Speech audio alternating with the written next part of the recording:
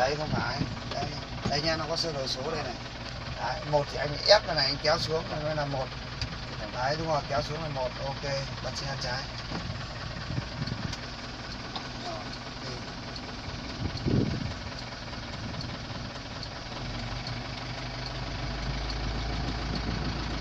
Đấy, tao tắt xi nhan.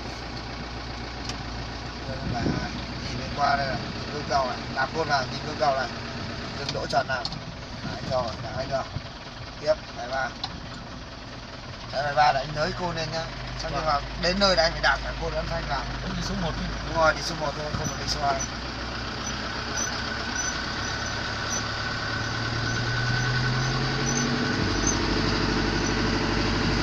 Gương cầu này, nhìn đây này. Đấy côn lên, đấy côn lên. Rồi được rồi, cứ để anh lên như thế. Tập đề 3 thì giữ thẳng tay lái để nới côn này nào, nới trên côn này nào. Ok, chuyển. Đừng có nới côn lên nữa, đạp côn nào. Đạp thịt cho côn này. Nới côn lên. Cái hồ sơ kia đâu? Ok, chuyển từ phanh ga, đây, nới côn lên, Đấy. Đừng sợ lại đạp côn vào để hỏng ngay. Hiểu không? Rồi lại đạp côn phanh lại, phanh nhà lại. Đấy, đạp lên côn xuống.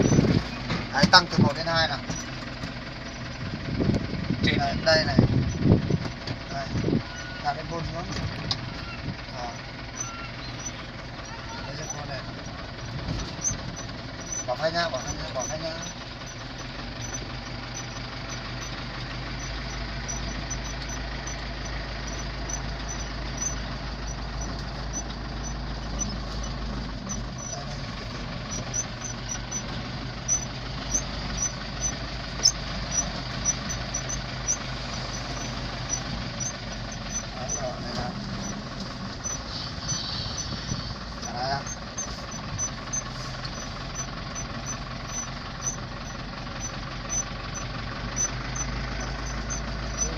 Đỡ côn vào.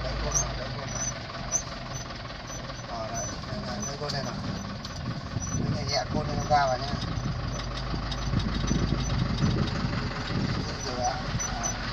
Nhìn nó đây. Đó.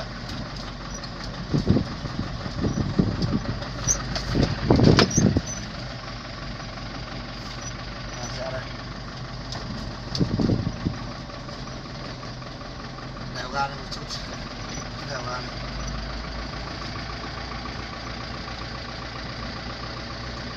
Có 2 giờ. Cứ đi số này. Đi số này thôi. Đi số 2 thôi cơ. Còn để 3 nó làm được đâu, chuồng nó làm được đâu, đi nhanh làm gì. Cho nó thạo cái tay lái đã. Tay lái chưa thạo thì đừng có nghĩ gì nữa, đi nhanh.